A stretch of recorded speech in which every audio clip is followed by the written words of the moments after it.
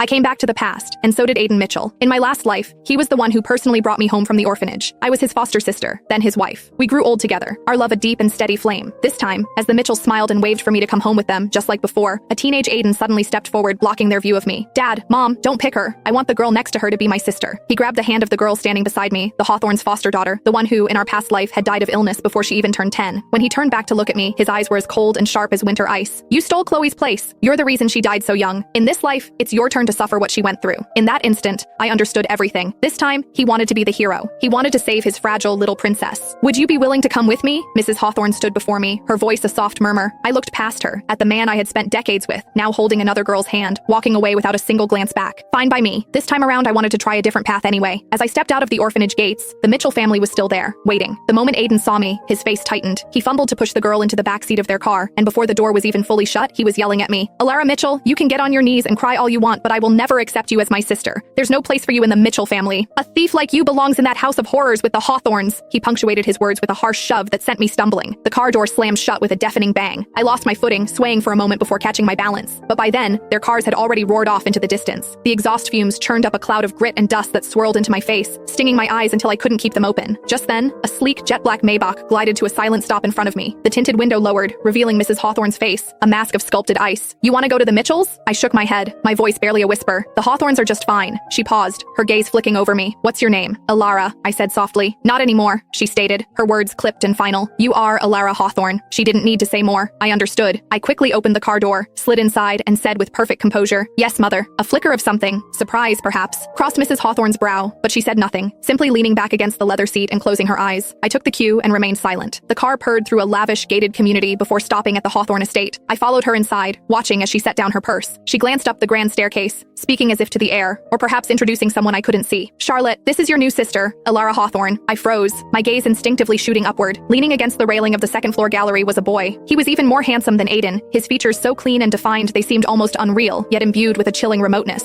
I had no idea how long he'd been standing there, watching in complete silence. My stomach dropped. So this was Charlotte Hawthorne? He was nothing like I remembered. In my past life, he'd been sent abroad shortly after I was taken in by the Mitchells. I didn't see him again for many years. By then, he was the head of the Hawthorne Empire, his face a roadmap of scars, his presence terrifying. He was ruthless in business and frightening in appearance. Behind his back, the elite circles called him the Hawthorne Reaper. I forced a smile and called out softly, Hello, brother, but it was as if he hadn't heard me. He remained motionless, his eyes as cold and empty as still water. Don't mind him, Mrs. Hawthorne said flatly. He's always been like that, prefers his own company. With that, she summoned a housekeeper and instructed her to show me to my room, then left without another word. I bowed my head, about to follow the housekeeper, but some strange impulse made me look back one last time.